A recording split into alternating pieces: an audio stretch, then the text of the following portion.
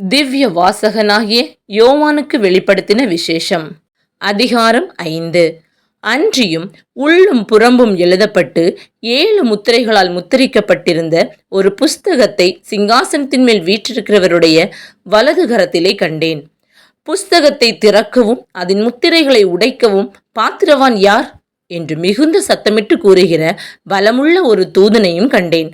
வானத்திலாவது பூமியிலாவது பூமியின் கீழாவது ஒருவனும் அந்த புஸ்தகத்தை திறக்கவும் அதை பார்க்கவும் கூடாதிருந்தது. ஒருவனும் அந்த புஸ்தகத்தை திறந்து வாசிக்கவும் அதை பார்க்கவும் பாத்திரவானாக காணப்படாததினால் நான் மிகவும் அழுதேன்.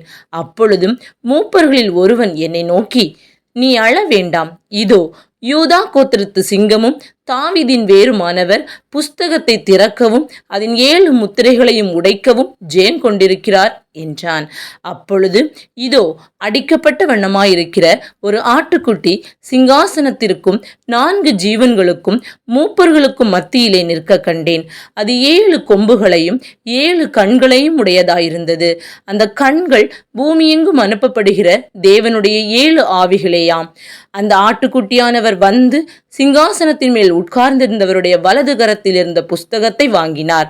அந்த புஸ்தகத்தை அவர் வாங்கின போது அந்த 4 ஜீவன்களும் 24 மூப்பர்களும் தங்கள் தங்கள் சுரமண்டலங்களையும் பரிசுத்தவான்களுடைய ஜெபங்களாகிய தூப வர்க்கத்தால் நிறைந்த பொற்கலசங்களையும் பிடித்து கொண்டு ஆட்டுக்குட்டியானவருக்கு முன்பாக வணக்கமாய் விழுந்து, தேவரீர் புஸ்தகத்தை வாங்கவும் அதன் முத்திரைகளை உடைக்கவும் பாத்திரராய் இருக்கிறீர்.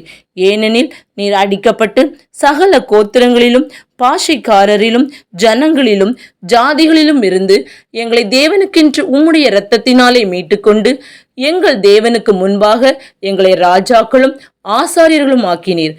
நாங்கள் பூமியிலே அரசாளுவோம் என்று புதிய பாட்டை பாடினார்கள்.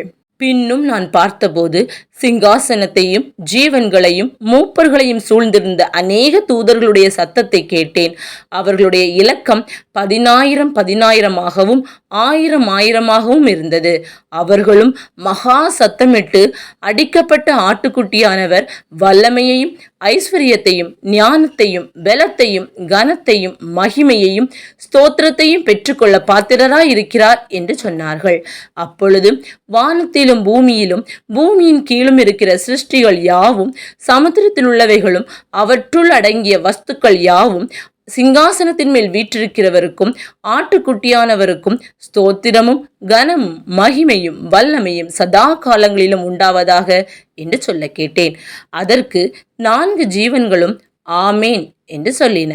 24 மூப்பர்களும் வணக்கமாய் விழுந்து சதா காலங்களிலும் உயிரோடு இருக்கிறவரை தொழுது கொண்டார்கள். ஆமேன்.